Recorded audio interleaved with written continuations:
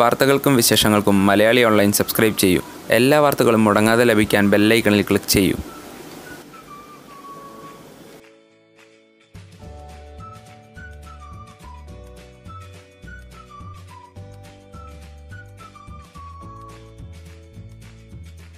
രാക്കുയിലിൻ രാഗസദസ്സിൽ, കൂലി തുടങ്ങിയ ചിത്രങ്ങൾ സമ്മാനിച്ച പരാജയത്തിനിടയിലും മമ്മൂട്ടിയെ നായകനാക്കി സിനിമ ഒരുക്കാനായിരുന്നു നിർമ്മാതാവായ സുരേഷ് കുമാർ തീരുമാനിച്ചിരുന്നത്.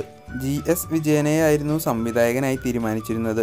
സിനിമയുടെ കഥ പറയുന്നതിനായി സുരേഷ് കുമാറും GS വിജയനും കൂടി മമ്മൂട്ടിയുടെ എറണാകുളത്തെ വീട്ടിലേക്കാണ് പോയത്.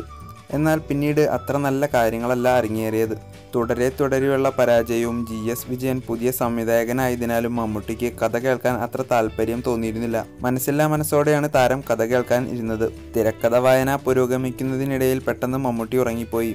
ഇതു കണ്ട നിർമ്മാതാവ് രോഷാകുലനായി ഞങ്ങൾക്ക് ഇയാളുടെ ഡേറ്റ് വേണ്ടെന്നും പറഞ്ഞ് സംവിധായകനെയും വിളിച്ച് മമ്മൂട്ടിയുടെ വീട്ടിൽ നിന്ന് ഇറങ്ങിപ്പോന്നു. എന്നാൽ നിർമ്മാതാവും സംവിധായകനും ഗേറ്റിന് മുന്നിലെത്തുന്നതിനിടയിലാണ് സുൽഫത്ത് അവരെ വിളിക്കുന്നത്. ഡേറ്റിന്റെ കാര്യം ഞാൻ ശരിയാക്കാമെന്ന് സുൽഫത്ത് അവർക്ക് ഉറപ്പു നൽകുകയും ചെയ്തു. ഒരു തിയേറ്റർ ഉടമ അനുഭവിക്കുന്ന സങ്കടങ്ങളുടെ കഥയുമായാണ് സംവിധായകൻ മമ്മൂട്ടിയെ കാണാനെത്തിയത്. എന്നാൽ മമ്മൂട്ടിക്ക് കഥ ഇഷ്ടപ്പെട്ടില്ല. സുൽഫത്തിന്റെ നിർബന്ധപ്രകാരം ഡേറ്റ് നൽകിയിരുന്നതിനാൽ വേറെ കഥ വെച്ച് സിനിമ പൂർത്തിയാക്കുകയായിരുന്നു. ചരിത്രം എന്ന സിനിമ പിറവിയെടുത്തത് ഇങ്ങനെയായിരുന്നു. വീഡിയോ ഇഷ്ടപ്പെട്ടെങ്കിൽ ലൈക്ക് ചെയ്യൂ. നിങ്ങളുടെ വിലയേറിയ അഭിപ്രായങ്ങളും നിർദ്ദേശങ്ങളും കമന്റ് ചെയ്യൂ.